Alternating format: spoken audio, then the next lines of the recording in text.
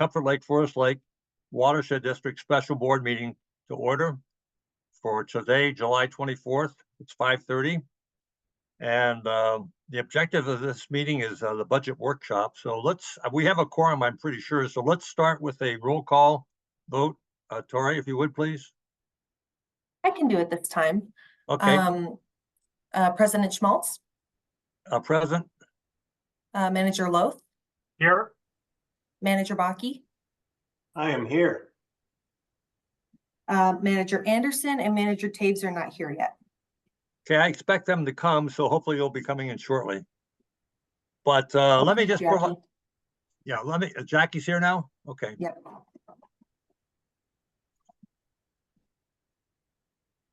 So the goal for tonight's meeting is to review the budget and hopefully approve a budget. Right now we have a deficit of $309,000, and so we want to figure out how to balance that out or make that equal. Or then the second item is that we need to decide what the levy is going to be, and thirdly, we'd like to set a budget notice date if we can tonight. So Emily's going to take us through that today. So I'm going to ask Emily to start us off by going over three of our past charts. The first one is from 5/21, which shows, and then she's going to show what we had for this meeting at 7/5, and then she's going to show the changes we made today by adding in some additional costs. So in this way, everybody can be caught up to date on what's been added and how that's changed our budget position. So with that, Emily, why don't you take it away and go through those three charts and explain how the additions were made. Thank you.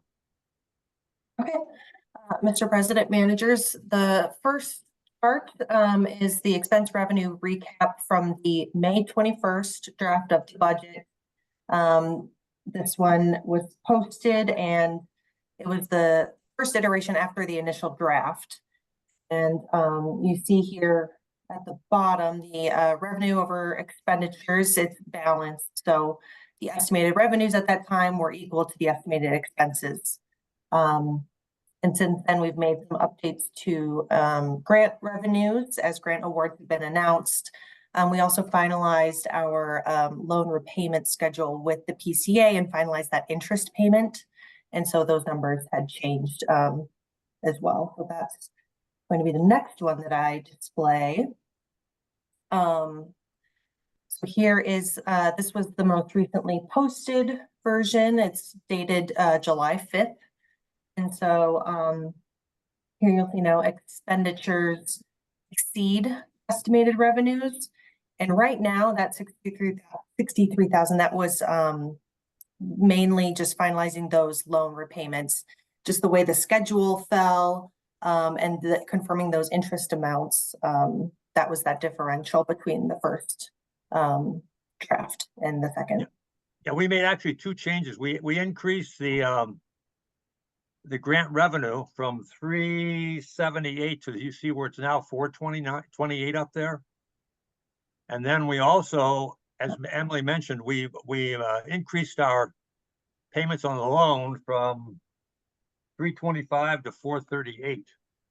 So we added 50 and we added 113 in cost, and we brought in 50,000 in grants. So that caused the 63,000 shortage that we have. So then today we made some additional changes. Emily, you want to cover those for the next chart? Yes. President Schmaltz and I spoke on the phone this morning, and there were some emails back and forth. Around 4:30, I forwarded the emails and attachments to the rest of the board. But essentially, so kind of just going from the top bottom, in that scenario here for today, levy is yet unchanged, equal to 2024 for the purposes of this. We had added 50,000 in grant revenue in 2024. That's going to be our Bowser PRAP plus the just newly announced PCA Local Climate Action Grant. And that Local Climate Action Grant might carry over a little bit into 2025, but for simplicity, we're just going to say the entire 40,000 of that grant is going to be on 2024. And then added another 50,000 to the FY 2025 budget revenues. for the Midwest Glacial Lakes Partnership Grant, which it's just one grant, but it'll span multiple line items. The majority of it will go to our shoreline restoration program, but there's also a chunk in there for education and outreach. So expanding that education and outreach as we've kind of been working on lately. So grant funds going to that too. So these two numbers have each been increased by 50,000. On the expense side, there's those loan repayments that we'd already talked about. There's the expenditures that are associated with those new grant awards. And then as discussed at the last board meeting, here's a scenario with the total staff wages and benefits at 1.226 million. And so that leaves us with a deficit of 309,000. So basically, Manager Anderson had suggested at the last meeting that we add 236,000 to the salary level. And then we also decided to add 10,000 to the education level. So that means we added 246,000 to this particular line. So the 63 before combined with the 246 gets us at a shortage of 309,000. So that's kind of where we are today. So tonight we have to decide, are we going to cover this? The options for covering this are several. One, right now it's being covered. If you look at the bottom reserve number at the bottom of the page, it's down to 924. So from before it was at 1195. So basically, if we took the money out of the reserve, our reserve for the end of the year then would be around 924,000. So that's one solution. The second solution is to increase the levy to cover it all or partially. And then the third solution would be to, what was the third one we had here, Emily? Increasing grant revenue is, I'm sure, what it is. One of the options on the grant page was to increase the outlay for 2024. Or have a new MPCA loan.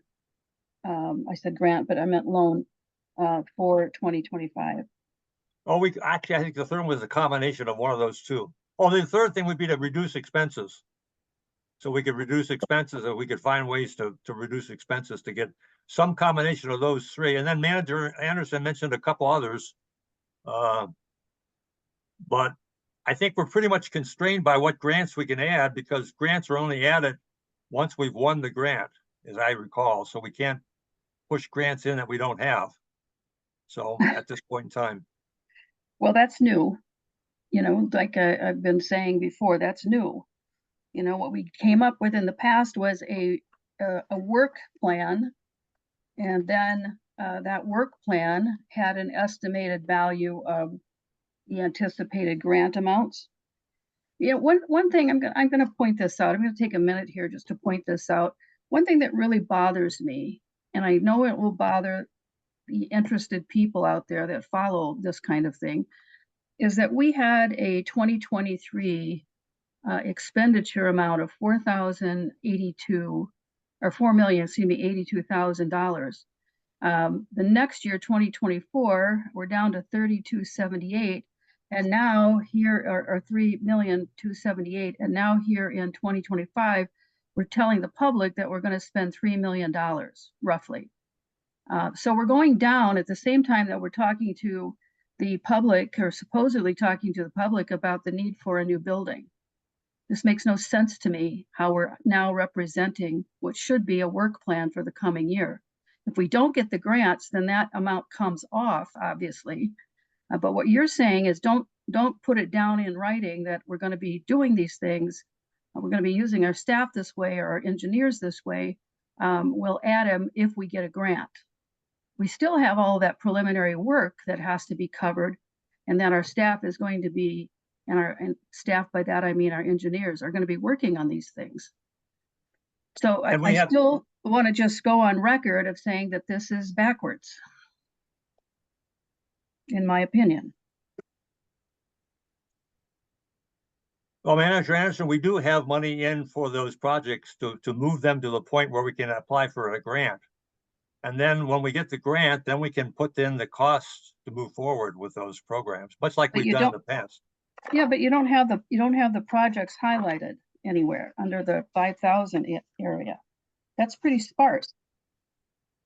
You know, that reduction, I calculated it out if I could find the right page here, but the reduction is quite substantial. That's because the amount of projects that we have that are ready to go are down. Well, but we, I'm- we typically in the past have been working on the preliminary level. The year before, we actually have the project. It's all sequenced, you know, and we're getting off of our sequencing for some reason, but it's not presenting the budget in an accurate way to the public. That if we're gonna work on these things, even the preliminary stage, they need to be listed in our Emily, proper category. what line item is the money set for the consultant to work on the office space? We have a line item. I saw it in the budget. I just don't have it in front of me right now. Do you recall? For the building design consultant, that's 1,4337 consultant / professional services. So there's money in there for that, Mm-hmm. and it's labeled that way. So if the Well, public what asks about- that question, we what can about- we can answer it. What about under the 5,000 series? 5,000s are projects. This is a preliminary design thing. So we could put it there, but I guess. We're talking about the preliminary work that goes into a project, whether it's building the office or whether it's building a project in our sub watersheds. And we barely have anything in that area this year.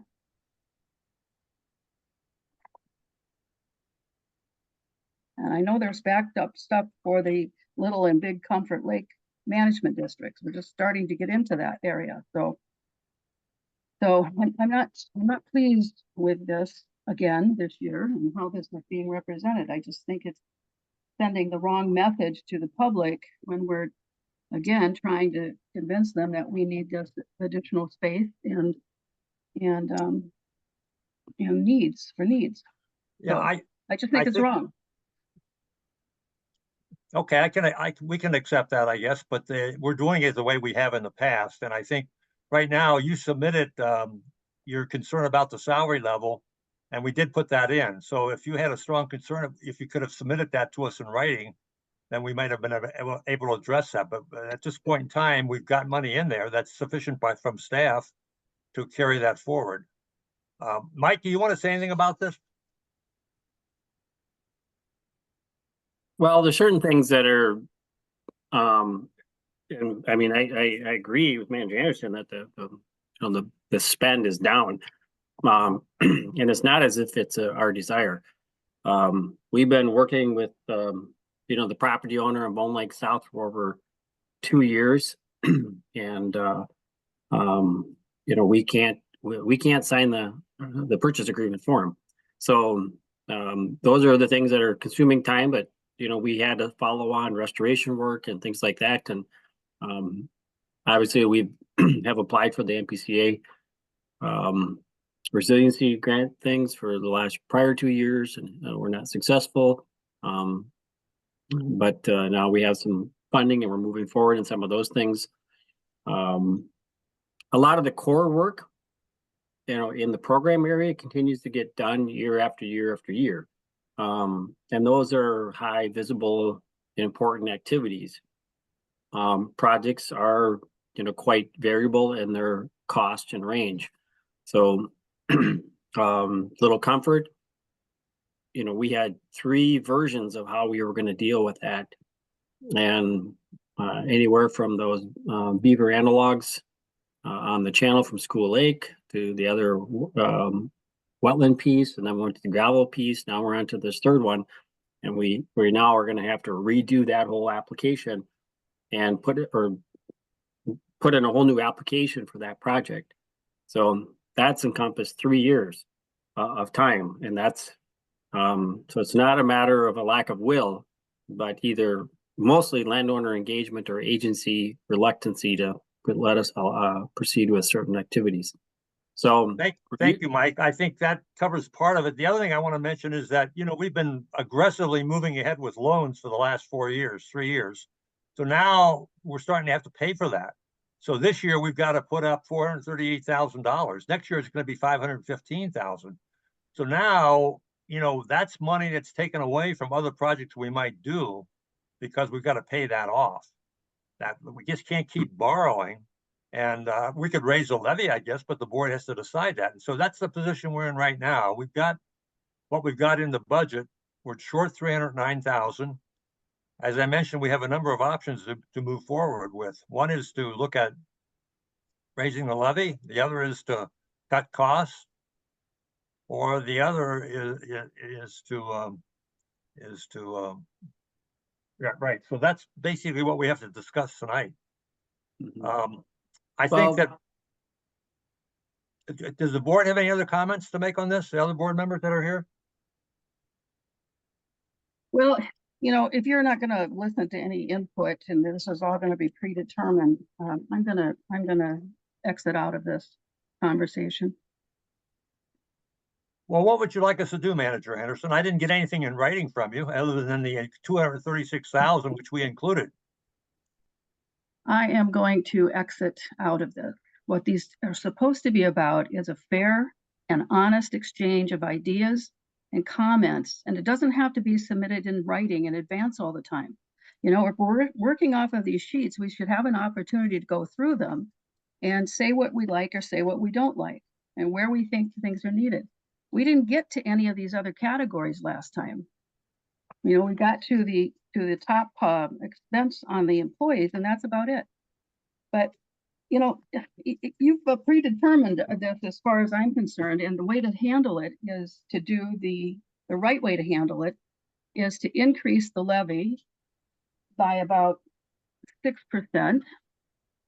I actually was working on, I mentioned this last time, a 24% increase in order for us to handle all of the things that are coming up in the next 2 years. And that's to cover the money that we need every year, of course, to handle the payback of the loans, which we've always known that we were going to have to do this. It's not a big surprise. So I don't appreciate the surprise that comes into some people's voices when they talk about this. It was a planned thing. But primarily what I'm concerned about, we still have a lot of work to do, and we're not showing that in our budgets, and that's not right. It's not the right way to do it. And so there are several ways to do this. You can use the loan, you can increase the levy, as you said, or you can do a combination of the loans that are listed on the loan debt services fund sheet, I believe. Isn't that correct, Emily? You have the two choices listed. Two choices of with the loan. Mm-hmm. Yes, we put together some scenarios that could occur. Yeah. Well, we could also take it out of the reserve. Well, yes, but the reserve isn't going to be, where it needs to be to handle the next 6 months of the new year. It's at 39%. Yeah, what's the total amount? Well, part of clarification, and 39% is the beginning of the year reserve over the current year's budget. That's kind of the rule of thumb, the auditors say. We would have to have a 2026 budget number to calculate the percentage of the year-end balance over the coming year's budget. And how much would that be, Emily?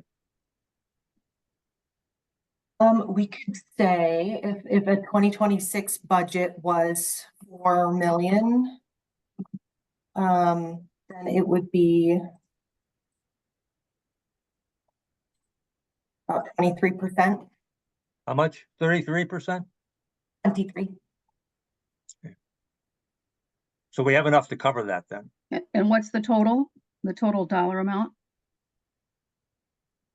The current scenario projects a year-end fund balance of $924,627. So that would be starting 2026 with that amount. Does That's if we covered the entire 309,000, which I don't think we want to do.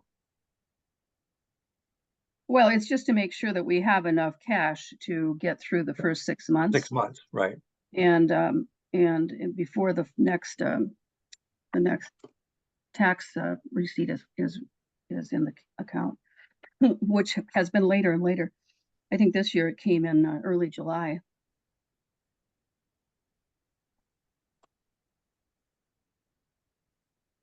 So I'm open to other additions. If you want to suggest other things we can add, and we can have the board vote on it then. That's fine with me. Remember, staff made this recommendation, and so basically we've gone through the line items and we've gone through, each of us had a chance to comment on the budget. And all those comments were vetted and discussed, and some of them were resolved. Others, like the 2,836, have been added in. 10,000 for education has been added in. We changed the loan payments.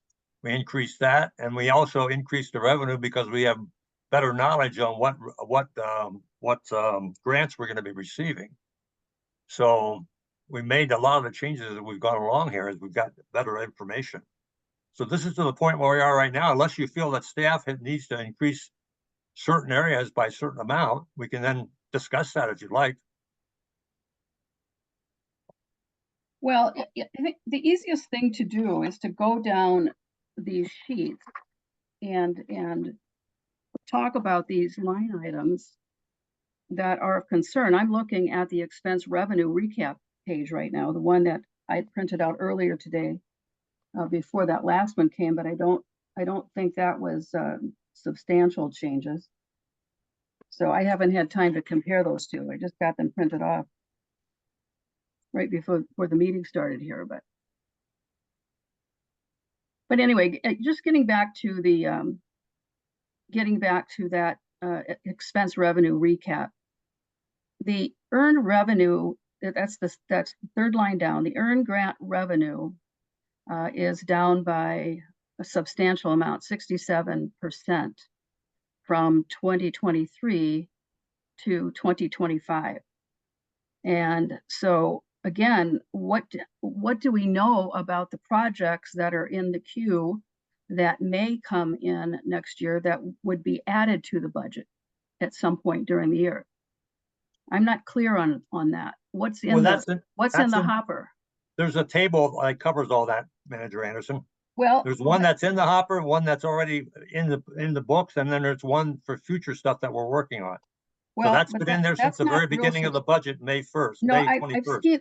I've seen that one, but that's not a substantial indication of what we're going to be working on next year. We've got the big one in Bone Lake area that's been sitting there for a couple of years. So we got that one early, apparently. And we're waiting for the owner to actually sign the paperwork. So we're a little ahead of ourselves in that one.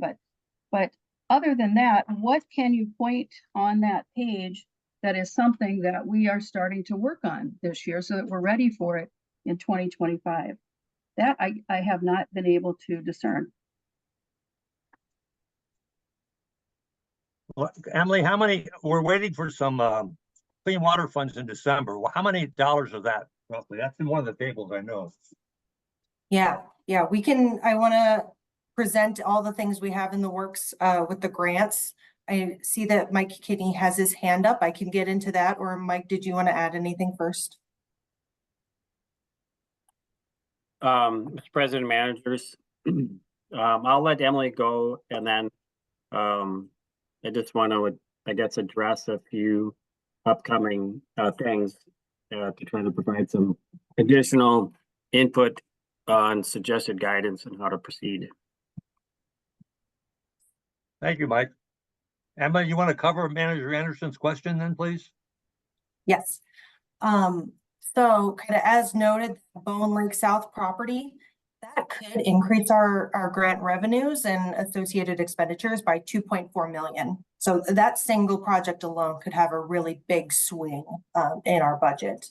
And again, that crux is the landowner, which we're hoping there's a breakthrough in order, but more to come on that. We've been really investing a lot of time and resources in developing this comprehensive shoreline program. And when I say that, it's kind of a number of programs that add to it. It's doing more with our education and outreach. And I think there's been some really good progress there with hosting workshops and events and things like that. It's having the framework for the cost share program in order and doing outreach with that program, getting the site visits. Again, you need landowners to actually say yes. And so that's, something that we are working on. And then there's kind of the regulatory piece as well, which is worth mentioning. And then there's the projects that the district does. And so we were successful in getting a DNR grant to do a shoreline restoration on public property on Forest Lake at the North Shore Circle Park. We had gone out for a second grant to cover the match portion of that and kind of expand a little bit, but we were not successful with that. But we still have the original grant and we're moving forward with that project. We had gone out for a partnership proposal to, again, further enhance shoreline restoration, as well as AIS prevention and this community engagement, utilizing partnerships. We had asked for $160,000 through LCCMR. We weren't successful with that one, but we're remaining hopeful that we can go maybe tweak some things. We're working with Minnesota Lakes and Rivers, who has a lot of experience with that program, maybe reapplying next year, and that could be a really big influx of funds to these programs, shoreline, AIS prevention, education and outreach. And as far as the flood storage, flood mitigation, we're trying to be really thoughtful with this process. We could just kind of cut the planning process off and say, we just want to do some storage here, here, and here. But what we're recommending and sort of the process that we've been in is this interactive community engagement. We're working with EOR to do that modeling and identify these scenarios, and not just where we could stick a big storage basin, but how this really complex watershed, that's got human altered things, it's got natural things, is interacting with each other. And so we're investing a lot of time this year in that floodplain vulnerability assessment.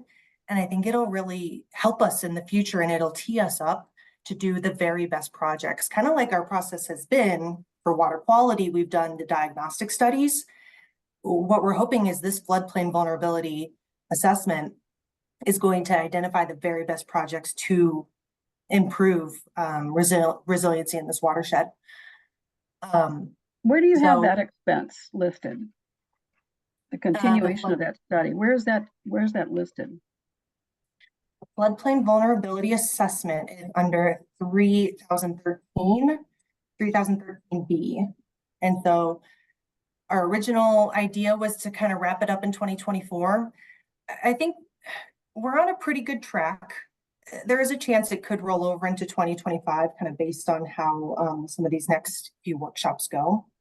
But we have just won a $40,000 grant from the PCA for that effort.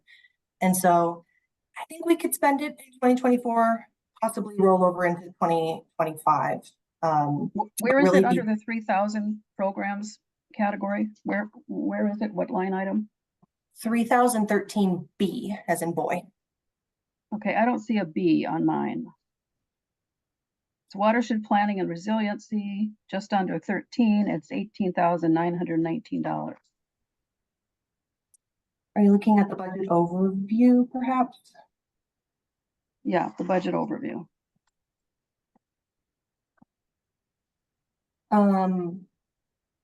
Yes, so it's a sub item under that. It's in the breakout of that program in a further detail page.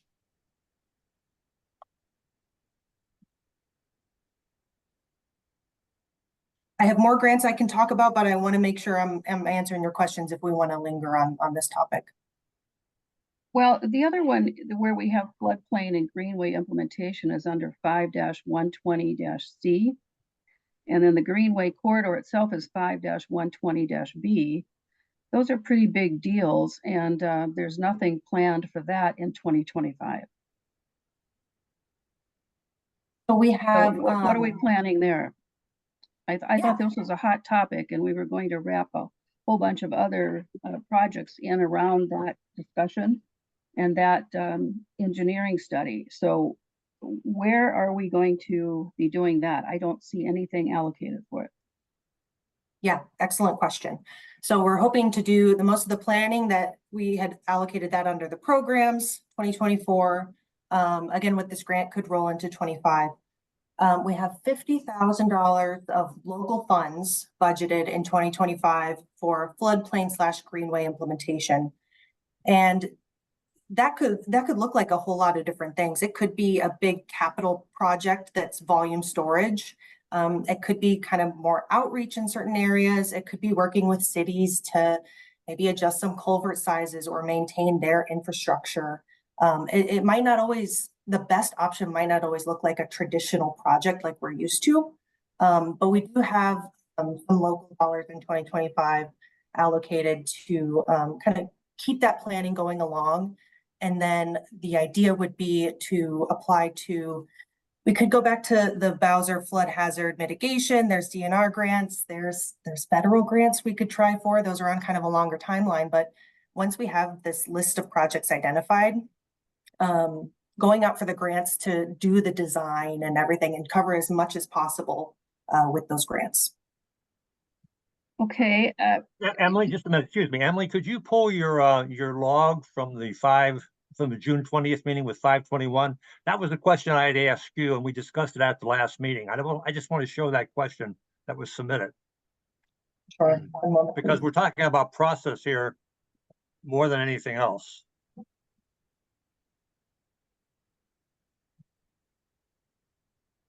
we're talking about a work plan, basically. We're talking about a prioritization of what we want to accomplish next year. That's what we're talking. Right. And that's what these should be about. You know, if you look at that 5,000 category though, in depth, you're going to see a whole bunch of things that are foundational to all of these projects that we're talking about.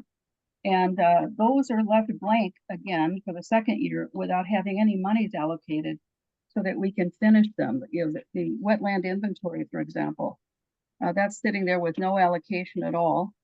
So I asked that, excuse me, I asked that question. Scroll down to the one I asked about, that one the manager has just asked about. It's down the bottom, I think.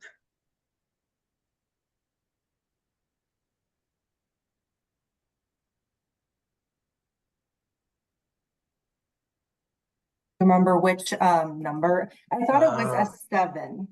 Kind of look. You asked about watershed planning. Yeah, there's a water resilient. There's a number 7 is the question she's asking right now. I raised that question and we discussed it. And then there was one specifically on the floodplain work also, I thought. Oh no, that's the floodplain work right there. Okay, so that's the one I was asking about. 5-420-A is the comprehensive wetland inventory. I can speak to that if you'd like as well. 5-420-C is wetland enhancements. 5-20-B is the natural resources inventory and prioritization. And the notes or comments on this makes it sound like it's not on the radar. I could speak to this if you'd like. So we worked with EOR to begin sort of a natural resource inventory effort.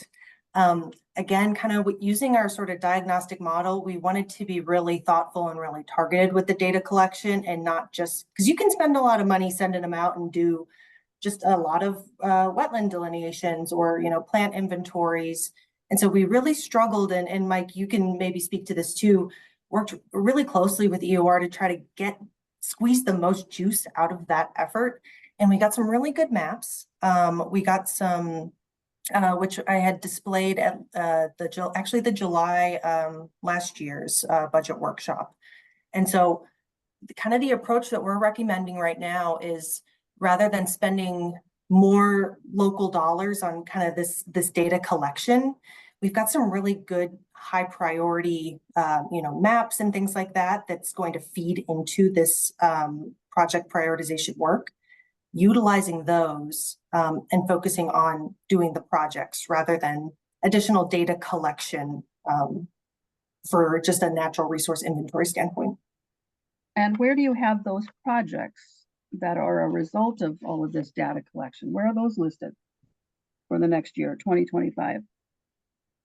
Yeah, we recommended we sort of take this holistic approach, and we're really hoping that this floodplain vulnerability assessment is going to help us come up with that very specific list of projects that we want to do, and recognizing that maybe devoting more resources and focusing on programs can really get us the same results in a lot of ways as well.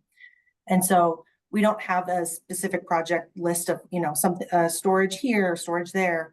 That is forthcoming, but we have highlighted, just in this project of what we see needing, which is also a high priority, to finish the water quality goals, because we're still not finished with those. We're very close, and the lakes are in really good condition, but we'd still recommend a handful of water quality focused projects to wrap those up. We had another attachment. I think it was in the May, I could find it if needed, but kind of a project portfolio for each lake management district that we posted with the budget for one of the meetings. And I can pull that up if you'd like. The point is, Manager Anderson, that we went through all this at the last meeting. You had submitted 6 questions, I submitted 10. We had some other managers submit questions, the CAC submitted, we worked through that whole sheet and had resolved and heard what Emily was telling us again tonight about that last meeting. So I don't know why we should go through it again. That's why we had the documentation of the log sheets. Yep, that's fine. Mike, did you want to say, you said you wanted to make some comments to keep us on track here also? Well, I just think to address the getting back to some of our district's fundamental, core values, and that's adaptive management. So things that I haven't revealed to the board or staff yet is that last week when I was at the St. Anthony Falls Research Lab, there was another longtime Bowser person that's now over at Met Council, and we were talking about the flood storage and resiliency work. And he indicated to me that he says, "Oh, yeah, we like the work done by 9 Mile. That 9 Mile did so much. We're planning to do the entire metro internally." So, I've been corresponding with this individual to get specifics, like what kind of modeling, because right now the big thing that that we're limited on, and the board had gone through this process over the last several meetings with the OR, was deciding which areas to do the modeling, to identify, because otherwise, if we're not using the Pareto principle, we're going to be out there trying to do a project, projects all over the place just because they're wetlands. But we want to know which ones very specifically are going to provide the most value in terms of storage and protection and things like that. So we already know the Bone Lake South one is a high value project, and we're leaning into it as hard as we can at the staff level. And there may be a breakthrough here in the next month or so. We'll keep the board up to date on that. But so there's that. The other is on a larger scale, and we've talked about a little bit, is the fact that the Comfort Lake Forest Lake Watershed District is blessed with a lot of water resources, lakes, wetlands, stream corridors, things like that. But then conversely, not a lot of taxable market value because you're not going to be building in those locations. We have not made a very much of a concerted effort to go to the legislature and ask for money to help address some of these resources. So I think that's an avenue that we could be working on in preparation for the next legislative session next winter. So that might be, a couple of managers been helping to facilitate that. There are smaller things that the board, could consider. Maybe it's some change in our rules right now in our permitting. The prior direction was that we wanted to give developers or others the resource, provide assistance at no charge. There's a sort of a demarcation of when they start paying. But right now we want to make sure that they're meeting our rules and they're doing the things right, and we're giving them appropriate guidance. But we could also say, you're only gonna get this much for free, and then the rest we're gonna start charging you for, our time. I mean, those are smaller incremental compared to the hundreds of thousands of dollars we're talking about, but there are, to your question earlier today, President Schmaltz, what are some options, right? It's, spend less or bring in more revenue. So, but I think on the bigger scale there, we're really trying to, on the project side for the flood storage, we just don't have the sites nailed down. We've started some of this stuff, but conversely, I have talked to staff about using some of those grant dollars through the DNR that come from the Lessard Sands out to Heritage on smaller parcels, such as, for example, the drainage area between Shields Lake and Forest Lake. A lot of wetland. There's like a half a dozen parcels.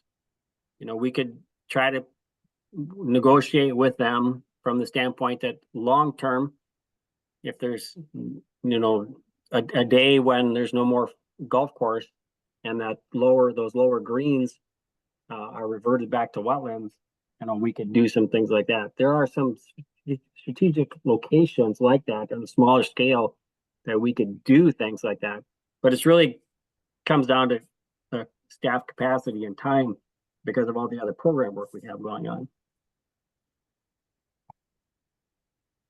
Thank you, Mike.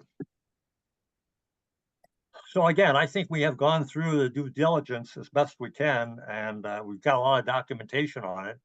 And I think we're at a point now where we've added some of the costs that we thought were relevant, and we've got explanations from staff on what they're doing and why they're doing it. And I think it's time now to look at trying to get closer to making a decision on how we're going to fund this whole thing. There's stuff coming over the horizon that will change it dramatically, as you saw, but we can't bring that forward. We've never done that in the past. We've always said we wait until we get the grant before we start putting it into the that was an early decision in one of our first budget meetings 10 years ago. We made that decision. So I guess I'm going to offer a suggestion here. I'm looking at perhaps, well, the other thing we should talk about before we talk about the levy is, is the EMV, which has gone up quite a bit this year. You want to cover that quickly, Emily? Sure. More to say on grants, there's more grants kind of in the works and everything, but I can, it's in that breakdown, it's in that table, and I can move on to the EMV piece. So let me try to zoom in so you can see. We have this additional table that's kind of in that big budget packet. And just as a reminder, the way that we calculate our tax impact is with the prior year. It's kind of prior year basis. So our 2025 tax impact will sort of be driven by the 2024 estimated market value and net tax capacity. And so as of now, we have the 2024 net tax capacity, which is in the 2025 line item, because that's really what that's the budget year it's most applicable to. And that has increased by 9.8% from the prior year. Normally, we would have the estimated market value for the current year. It comes from the Board of Water and Soil Resources. They haven't sent it out. We double checked. We've been checking on their website, and Mike reached out to the person who's yes. Emily, I got it just before the meeting, and I sent it over to you. And oh, nice. So okay. If you want to pull it up. Yes. Okay. Yeah, I can update this really quick. But I'll just note, and maybe I'll stop sharing and I can update the table while you discuss. But from 2022 to 2023, or let's just say budget year 23 to 24, it was a really big jump in both the EMV and the NPC. It was 23 and 25% respectively. So not quite as big of a jump for this current budget year, but still kind of higher than the last few years prior to the 25%. I'll update this really quick.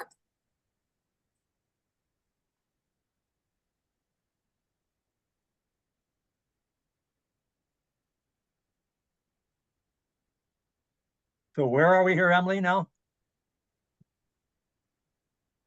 So the 2024 estimated market value for the Comfort Lake Forest Lake Watershed District. It's, I will just share it right here again. 3.2 billion there. And so, compared to last year, yep, that would be an 8% increase compared to last year. So, yeah, the EMV and the NTC are usually kind of similar, but you know, Minnesota tax law has so many exclusions and rules and things that your estimated market value might be one thing, but what is actually taxable of that is, you know, the state figures out and to us. So. So does that help us? There's a big increase the year before, and then this year, does that give us some leeway to increase our levy? Based on what's happening in the marketplace? Theoretically, yes. Typically, as we see the EMV and the NTC increase, so for example, if we kept levy flat in 2025, kept 1.7 million, but the EMV and the NTC went up by 8 and 9%, people would probably actually see a lower tax impact compared to last year. It's not one-to-one. Again, it's very complicated, and the counties provide us with a special calculator to figure out our tax impact. I'm not sure we could figure it out without that calculator, and that usually comes out kind of later in the year. We're usually sort of bugging them for that this time of year. But yes, in general, increasing EMV and NTC increased capacity to tax the public. So what I was suggesting is maybe an increase of 5% this year, which would give us around 70,000, I think. And then they take the balance out of the reserve, which would be to add 70 back in there, which would put us closer to 40 again, I think, 40%. But that's a thought. I'm opening it up to the board for other ideas, how to cover this 309 that we're short right now.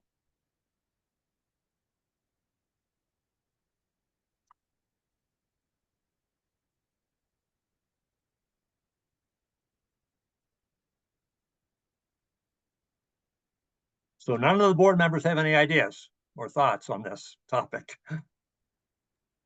President Small. Yes.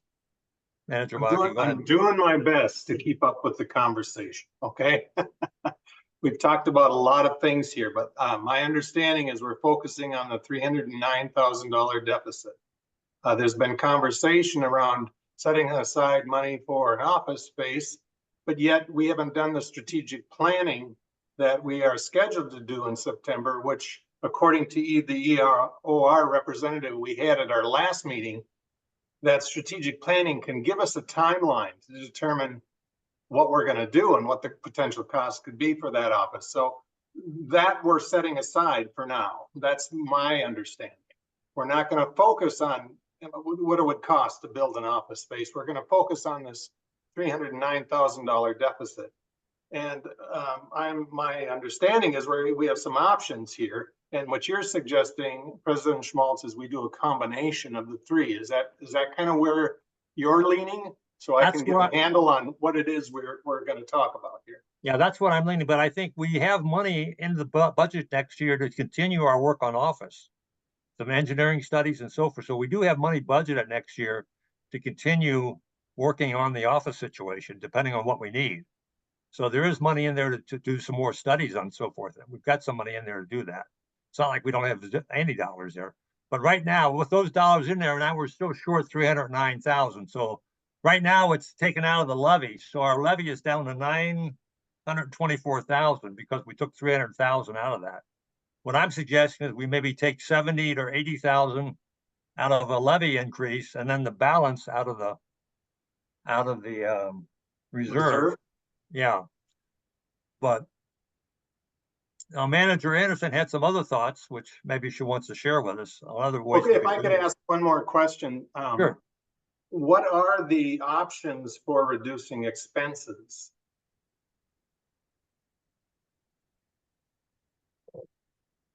Mike? Mr. President, managers, right, there's only, there's some really limited options, and those are, either to, not do some program work. The only one I could think of off the top of my head is that, with the current vacancies that we have, is to not fill one or the other. So either do some level of contract work, try to hire more seasonals. Those are employees typically we can get quite a bit of work at a low cost. It gives them experience, but you still have to manage them.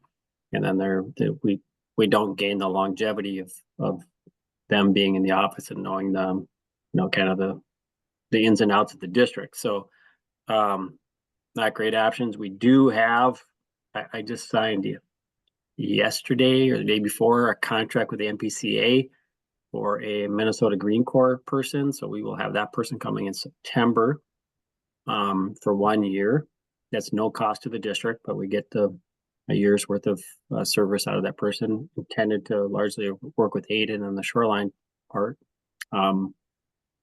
So those are really the kind of the key things. The other thing I mentioned was on the permitting side is to change our cost structure. Because right now we do spend quite a bit of levy dollars, and try to recover more of the costs back to the permittees, both in the initial process and going forward. So the only caveat with that is all permits with our partners, the LGUs, we don't ever charge, and conversely, they don't charge us when we have projects. Manager Baki, I have a suggestion too. This is the chart we've got. Yeah, I just want to point out the chart that's up there right now. Historically, we tend to underspend or not use all the money we have. So last year, if you look at in 2024 budget, which Emily, can you highlight that line for us? Yeah. So you'll see we had forecasted a shortcoming of 61,000, and we covered that with the reserve. But now the year end here, where I got 154 plus. You see that? That's pretty typically what happens around here. It can be, except for last year. Last year we had the biggest budget ever, and we actually overspent it. We were 30,000 short, which had to be picked up by the reserve in the audit. So by using your reserve, it's kind of an internal loan until we find out what's going to happen. It's not like a big thing, like we're never going to get that reserve money back in there, right? My probability is that it's going to come back in. Could go the other way too, depending if we get some big projects, as Manager Anderson said, and we don't have money but forecasted, that would be an issue for us then. But so in essence, we're kind of taking an internal loan to get us through the year until we see what happens next year. Does that make sense to you? Yes, it does. Thank you. Okay. And if you go back historically, you'll see that's been the pattern for quite a while. So that's why I'm suggesting we could take part of it out of the levy. I don't, maybe we want to increase to 24%, but I don't think I want to increase the levy 24%. So I think we had some discussions on this earlier, and then in fact, the CAC suggested that we actually take incremental increases each year rather than trying to take a real big increase every 2 or 3 years like we've been doing. But that's again something the board has to decide, and we all have our individual thoughts on that, because we all may have to be called to the red carpet to answer that question someday. So you always got to be prepared on how you want to answer it. So.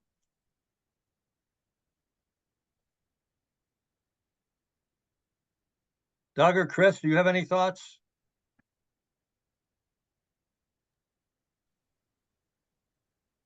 To me, it seems like President doing Walz. that combination approach makes sense. These numbers are going to bounce around on us regardless of what we do, but to do kind of a measured approach like you were recommending there, I think is a good way to go at it. With regard to the levy, I think we got to be careful we don't jump it so much that it sends up a red flag, first of all.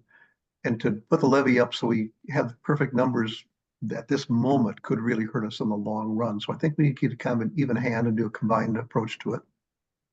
Yeah, remember too, the other variable here is that, it's time to pay back our loans. Yeah. We got 438,000 this year. I think it's 515 or 555 for the next 4 years. I Yep. mean, that's a lot of money to pay back, but we've also got a lot of value of that in the earlier years, like that $4 million budget we had last year or 2 years ago. So we just can't keep piling loans on top of loans, we'll end up with nothing when we finally have to pay them back. Unless we increase the levy a lot, which I don't think there's a real strong appetite to do that. So that's kind of the trade-offs we're wrestling with here, so. Manager Anderson, you had mentioned at the beginning of the meeting that you thought you had some other suggestions that we might use to close that gap. Do you want to share those with the board? Well, yeah, it's just a repeat of what we've already been talking about. There's only so many ways to bring in revenue. And we're not going to bond for anything then. And that was really the beauty of the MPCA loan, that you don't have to go through that bonding process, which is expensive. The other one that we haven't explored is the $2 million loan from a bank. And that is something that we could potentially look into if we want to do that. I think that would carry right now about a 6% interest rate. It's a little bit better than what the market reports are to the public, but still 6%. It's more than the MPCA offers us. But the combination of the doing the money through the MPCA, I kind of like that one personally, is that we can get an additional $500,000 on the current loan that we have. And then the new loan, I believe, was around that same range next year if we decide that we need that. So to me, that was kind of the easy answer. And then doing an increase, I think what we need to get us through the period of payback of the current loans is about a 24% increase, but it doesn't have to be all at one time. We can do a 6% over 4 years. And that would be pretty much in the range that we're in. So the increase would only be from the market value increases. And that has some appeal to me. So that would be over a 4-year period. But again, if we do that, we've now got another $500,000 loan that we've got to pay off in a few years, starting next year, actually. But you would have that, though, is what I'm saying to you. We would have that because we still have some reserve in that reserve fund that we created for the loan repayments. Yeah, we have 400,000 in there. And that's going to quickly disappear in the next couple of years because we'll be tapping into that to pay off. But not if you're adding to it each year. That's the point, because you're adding 500,000 to it over the next 4 years.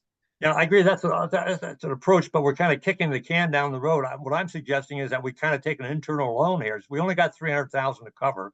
It's not like it's a major project that we want to do. So maybe we can try to cover it internally with a levy increase and then the reserve covering it, and see how the year goes. If something pops and we need some money for a project or something, then I think we go back. I think we can go back even next year, can't we, for that more on that loan if we needed it for a project to move forward on, rather than just to cover our current costs. Not the current one we have. I think this is the last year that we can ask for that additional 500. Emily, when does that end for us? Is that end of this year?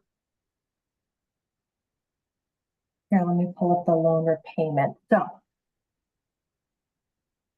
loans A, B, and C are closed out. I'm going to update this. This is now closed out, and they're going to be in the repayment phase.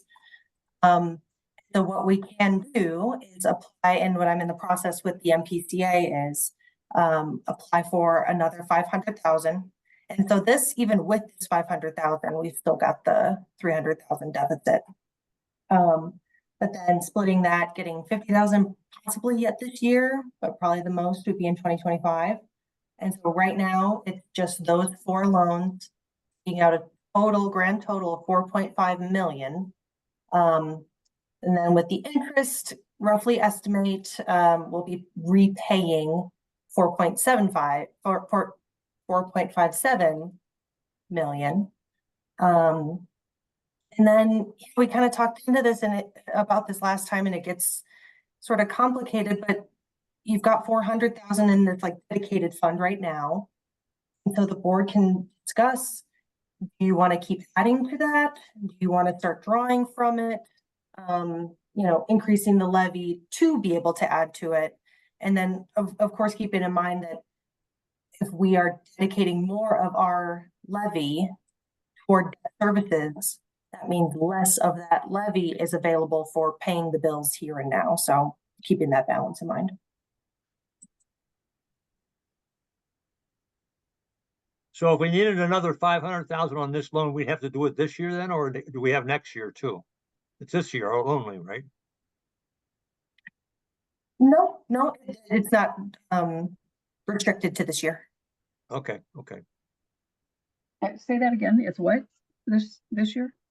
If we would like to take another 500,000 out in debt, we don't have to do it by the end of this year.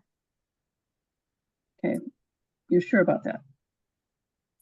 Yes. So As an add-on, not a new loan. yes, because loan C is closed out. We dispersed 750,000. The board made a motion at one of the past meetings to close that out. And so then we'll apply for loan B at this additional 500. And then that is a 4-year disbursement period. So it's whatever timeline we want to start the clock on drawing. And then the district could request an additional 500,000. Okay. I need to exactly my. So do we have Okay. 500,000 available to us? Is that what you're saying? On the current loan? At this very moment, no. We have expended everything of the current loan. It is closed out, and we are processing the application for an additional loan for 500,000. A separate loan, not an addendum? Yep. Correct. Okay. And so that's loan D? Yes. Okay, and loan D would be able to kick in when? When would they make the decision, and how soon would we have that availability? The state just changed their fiscal year, and so they are a little slower in replying to me, but I'm kind of hoping that in the next month, maybe I can sort of keep pestering them and, get that processed as soon as possible.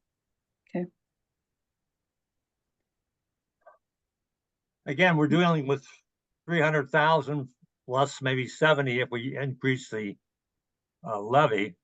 So I would be inclined in the short term to just take an internal loan out of our reserve. I'm going to call it internal loan out of our reserve and see how things develop. If we need money either for a project or we need another 500,000 for something, we could then go back and get the loan again. I just don't want to carry another loan on top of our backs if we don't have to.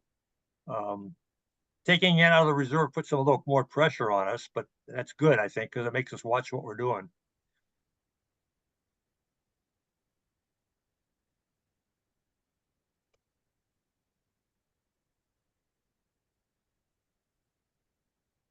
So does somebody want to make a motion, or Chris, you haven't mentioned anything. Do you have any thoughts on this? The question I had went back to Mike's comment, and when we're looking at the permitting process, I guess I didn't realize it, but what is the deficit on what it costs the watershed to process a loan versus the revenue we take in?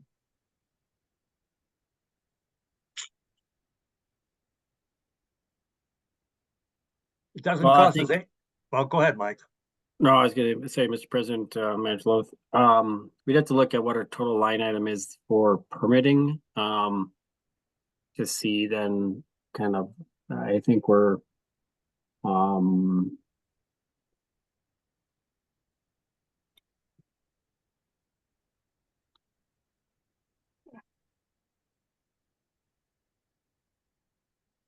and I think we're only maybe recovering, like I said, well, some of it we just can't get away from, but recovering maybe a We quarter can't of get that. away from it. We can't get away from it because they're LGUs that are processing the permit or that Well, are. yeah, the certain permitting. costs are just, we're not gonna be able to recover. But I feel like we could, and I've been talking to staff about this. There were some adjustments that have been made this year that will start seeing more recovery of costs. Some, but you know, there are some other factors, and the biggest one has been, and you have to kind of weigh the cost and the benefit is by having these meetings ahead of time to make sure that the permittee has a successful project. You know, there's value in that, right? So, and being able to meet with them up front when they're starting. It's a lot harder to change things if they're reluctant to contact us because they know the clock is ticking and they're getting charged. So then they might do things in a design for a development that we may not like. And that is harder to change because they've invested money in it. So, but there's the potential to say, well, we'll give you so many hours or a certain dollar amount at no charge. Because we have had the experience where some have figured it out and they keep delaying the submission of their application until they get almost every question answered. And then that's at the tax that just comes out of our levy.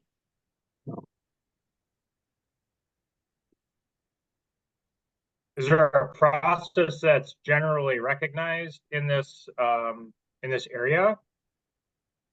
Nope, I mean, every is what watershed district does it differently. Like Carmar, for So example. what is it? Go ahead. I was gonna say Carmar charges $1,000 and they never return any money. We almost always return money back to the permittees. And how many permits per year do we do?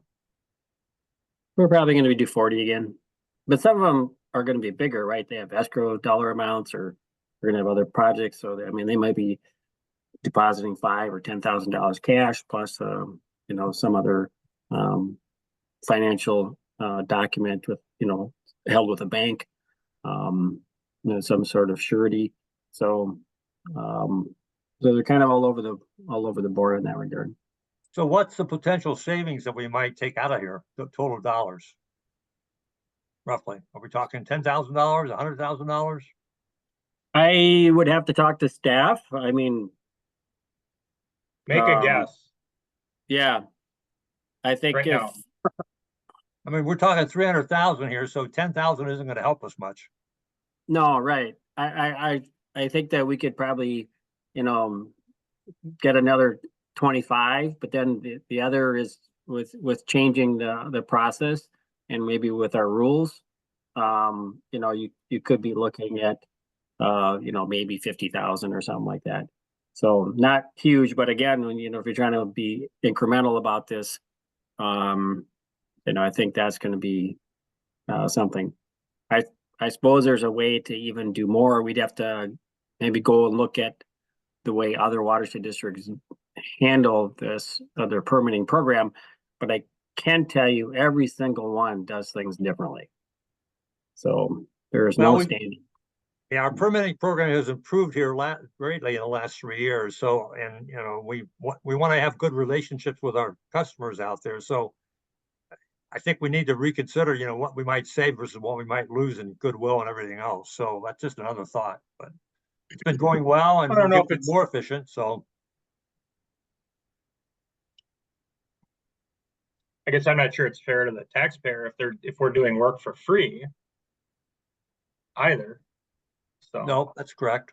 Well, I don't think that's happening, quite frankly, not under Mike Sandiger's management, because that's the whole point of it, is that if they don't follow the rules as they're written and the inspections that take place periodically as the building takes place or the development takes place, if there's a violation and they don't correct it, then the district charges whatever staff time, which means engineering time as well, to come out and correct it. And so the purpose of having those escrow accounts is so that we don't have to go begging for that money. We can tap into it and take out our staff time and costs in correcting what they should have been doing on their own.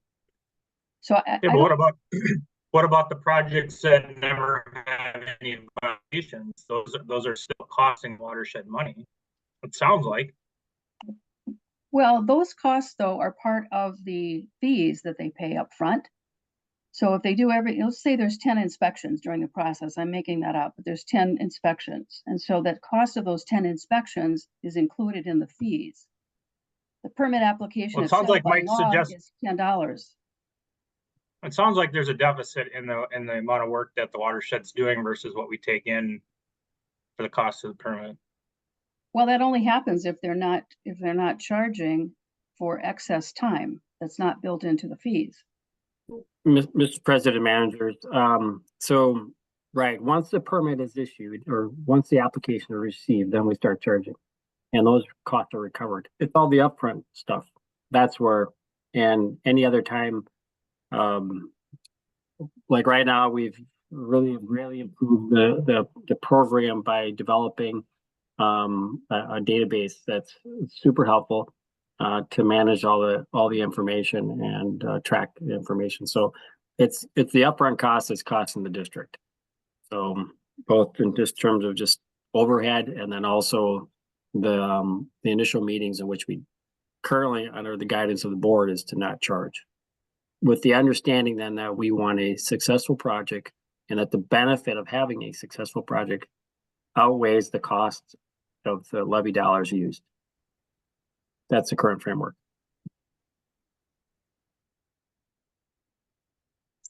Sounds to me that this requires some work and so forth, so I think we should move ahead with it. But I don't think we should try to use it as part of the solution of what we got tonight. It's my thought. We've got enough going on, but I think it's a good identification area, and I'm glad you followed up on it, Chris. And I think Mike should continue with what he's doing, but we're gonna need more information before you make a decision on it. We have to decide something tonight. And I hate to push something on the permitting area that we regret later on, so.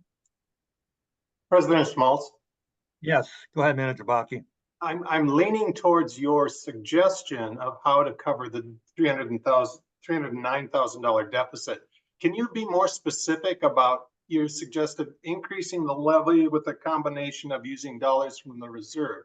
Can you Yeah, I be more just worked, specific about I just worked something out here on a piece of paper. If we increase the levy 5%, that's gonna bring in $85,000. So that 85,000 would go into the reserve, because it's now down to 924. That would make the reserve back up to $1,010,000, which is a nice number to be above $1 million. And then the rest would come out, which would be covered by the reserve. Right now, we've taken it all out of the reserve. That's why the reserve is down to 924,627. So by increasing the levy by 5%, we get 85,000. That puts us at 1,010,000. And then we're even. Taking an internal loan of about $210,000. And we're done with it then. And then, we'll have to see how things go. We just don't know. It's dynamic, adaptive management we have to respond to. So does that help, Manager Baki?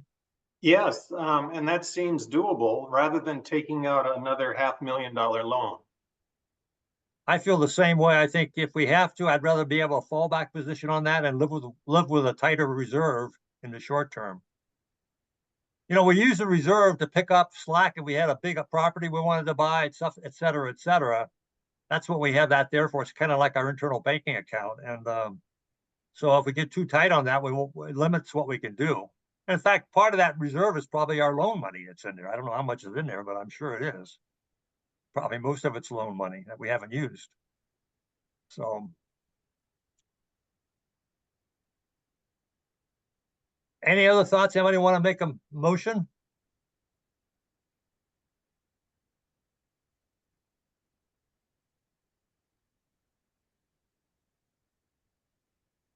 I guess I'll make the motion. Do we want to be specific about increasing the levy by 5% and gathering the reserve money to cover the $309,608. Right. That is my motion. Okay. Is there a second? I will second that. Thank you, Manager Taves. So now we have a chance for more discussion. Is there any more discussion? Since we got a very specific proposal, and I include staff on that, Mike, if you have any comments, you're welcome to make them too. Or if Emily has any comments on this, now's the time to say it because we're moving down the road here.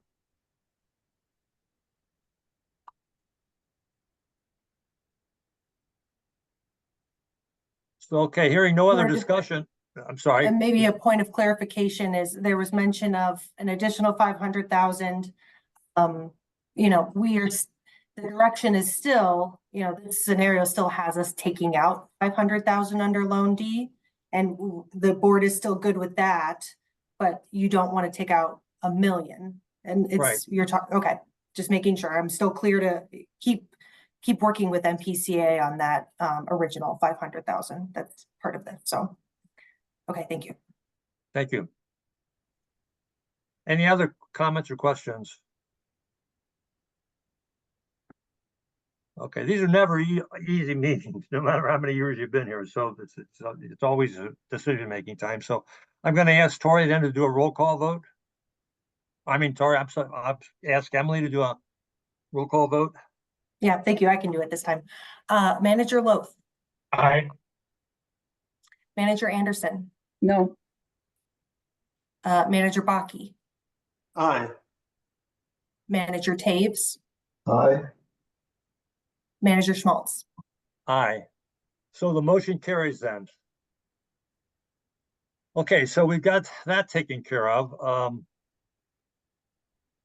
Now, the next question is, we have to, Emily, do you want to talk about the upcoming notice to the public on this whole thing? We need to select a date, I guess, and then also what our constraints are on this, Emily, so everybody has the same picture of what's going to Sure. happen. Okay, Mr. President, managers.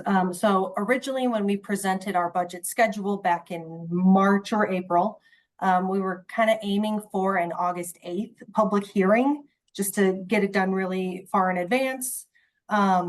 We're past the time to be able to post for that. And so just kind of adapting to these recent conversations. Plan B, and we can go over plans, additional plans as well. Here's a timeline where the board would have a public hearing at its regular board meeting on August 22nd. And the thing is, so, all right, before I even talk dates, recapping, I think what everyone knows, the budget public hearing must occur before we certify the draft levy on September 15th. The public notice must be published in the district's official newspapers for 2 consecutive weeks prior to the hearing date. Historically, the public hearing has been held at a regular board meeting, just because those are the meetings that are posted on the website. It's kind of the schedule. People know the order of it, but it isn't required to be. The board could set a special meeting to hold this hearing and notice it accordingly. So this timeline here, if we want to hold a public hearing on the 22nd, our proposed deadline to get notice out would be Friday, August 2nd. And so in that notice, we need to indicate a proposed expense budget and a proposed levy. The board is not tied to those numbers. You know, we want to post them in good faith and have, you know, enough agreement that we feel it's close enough to what the reality will be, but it, you know, you can change it from what's in that public hearing notice. And so would want to get Well, those numbers. Oh, go ahead. there's a caveat though. You can go down, but you cannot go up. So you can't increase, but you can decrease the amounts. Mr. And- President, managers, no, for the hearing, that you're just trying to present information. The number can go up or down until you certify the levy. Well, Mhm. and then at that point, after that, the 15th, then you can go down. You can't you can't increase it after that point. So that means if we go with 5% and we get to the September 15th and we decide we need 7%, we could do that. And then we're stuck with 7%. Yes, go ahead, Manager Anderson. I thought the motion was for an 8% increase. That's what I heard. Is that incorrect? It was 5. Yeah, I it was did. 5, Five? Manager Anderson. I did make a motion for a 5% increase. Okay, thank you. It's what you heard was $85,000, I think, Manager Anderson. So you heard probably 85,000 is what I said. No, I may I have- think we were talking about 8% at some point. That's what I locked into. My apologies. Okay. You had talked about 6% to 8%, I think, earlier in the meeting. Maybe that was what you were thinking of, but. Okay, so continue. So, with this timeline, we would want to have a good idea of the levy and the budget amount by Friday, August 2nd. Next budget workshop is August 6th. And so right now, today would be the time to decide what is going in that public notice if we want to have the hearing on the 22nd. Because we won't meet again until after that deadline. But we'll have another budget workshop on August 6th. We've got a regular board meeting on August 8th, which currently isn't slated for any budget discussion, but can be used if the board would like to. And then the regular meeting on the 22nd. We have a couple of weeks, after that meeting and until the next regular board meeting where there's no regular meeting scheduled. Maybe a plan C or alternative, if the board would like, is looking at special meetings in this time period. I will just note that it's these weeks I will be out of the office for a good portion of that, but other staff will be there to facilitate an event. And then the next regular board meeting after that is September 12th. Our goal would be Friday, September 13th, the last business day before the actual deadline would be to submit that draft levy certification at the very latest. Because then it's due by the 15th according to statute. And after that, once we certify it, that's when, as Mike clarified, that caveat comes in of, we can even still change it after that point, but only lowering the levy between September and December. So, yeah, that's what we would recommend, is kind of settling on some numbers here so that we can get those public notices out in time, and then holding that hearing on the 22nd. But of course, the board can decide what you would like to do. So any questions on that or comments? If we have to do something on September 12th, does that give us enough time to still submit it on September 13th? That's really pretty tight, isn't it, Emily? Yes, right. It's doable. I think when we get that close to it, and Mike, correct me if I'm wrong, you kind of don't trust the postal service as much, and you might drive it down yourself just to make sure it's there. Right. It's too important, right, to miss those kind of deadlines. And with only one day, so it's doable, but it's always preferable if we can have a little extra window to make sure we get, Right. confirmation of receipt for all the documents from the two counties. Can't you submit that over the internet by computer? We can. Washington County requires a hard signature. Okay. So just as a thought process, August 8th, we're probably not going to make any changes that soon. And if we have to make a change, say we get some bad feedback from the public or something comes up and we want to make a change, I don't think we want to wait till September 12th. We can always call a special meeting 2 or 3 days before that, right? To give us the time necessary to get it in there by September 13th. Are you comfortable with that, Mike and Emily?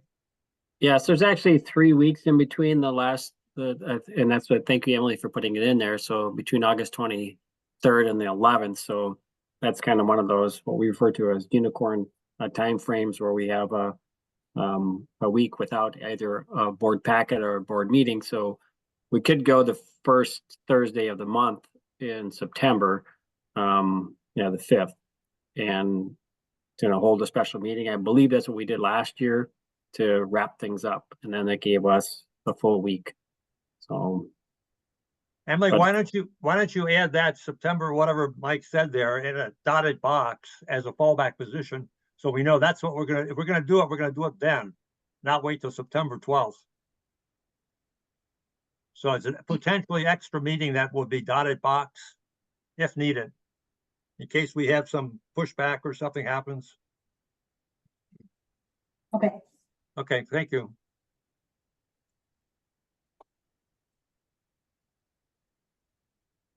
Okay, so is everybody okay with this, or do we have to take a vote on it or not? Mike, do we need a vote on this or just get agreement? no, just direction. That's fine. I think we're good. Mhm. I mean, we just wanted to know, confirm when we wanted to have the hearing. We have the information that we will put into the public notice. Emily will send that out. Thank you, Emily. And so we're just trying to confirm the timeline and the direction from the board. Okay, good. Any other comments or questions? and I'll clarify too, so we will post a public hearing notice to the newspapers with a draft 2025 tax levy of $1,805,843, with a draft expense budget for 2025 of $3,036,496. Okay, well, that leaves a deficit of 223, which is taken out of the reserve, and then the reserve at the bottom then is a little bit over $1 million. Which will have a different percent, well, it'll be about the same percentage, I guess. It's not that big of a change. Okay. And then we'll see how the year plays out as well as we get into next year. So we wanted to get this deficit worked out and get the budget approved. We've done that. We've got the levy increase approved, and we've got the public notice. So those are the three things we wanted to get done tonight. Is there anything else that we want to talk about on budget, related to budget?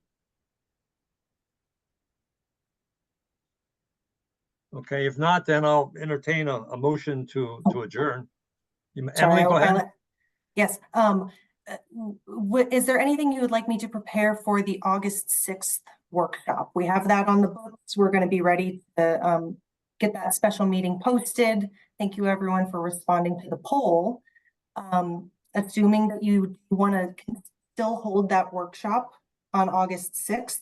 It'll be after we post the public hearing, but of course, the public hearing doesn't bind the district in any way, but is there anything I should prepare, or do we want to just hold that space?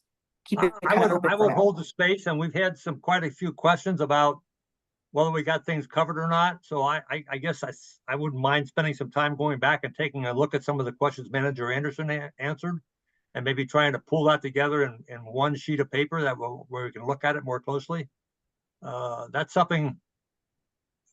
If we do it, I'll get back to you, Emily, on it, but I think it would bear looking at one more time because Manager Anderson did bring it up. And if there's changes, we could change that accordingly, but. So that's the only thing I would see coming out of that August 6th meeting. So let's hold it then, Emily. Okay. Okay. Any other thoughts?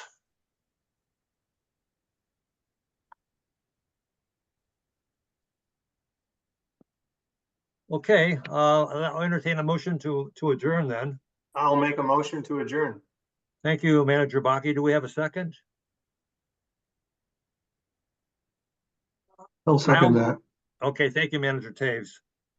Emily, if you could do one more roll call vote, please. Yes. Manager Loth, Aye. Manager Anderson, Aye. Manager Baki, Aye. Manager Taves, Aye. President Schmaltz. Aye. Okay, motion adjourned. Thank you. We got a lot done tonight, and I do kind of commit here to look at some of the other things that Manager Anderson brought up before the 6th meeting. So thanks a lot, everyone. Thank you. See you tomorrow night. Yeah. Yep, see you at the regular meeting tomorrow. Okay, bye, everyone. Bye-bye. Yep, good night.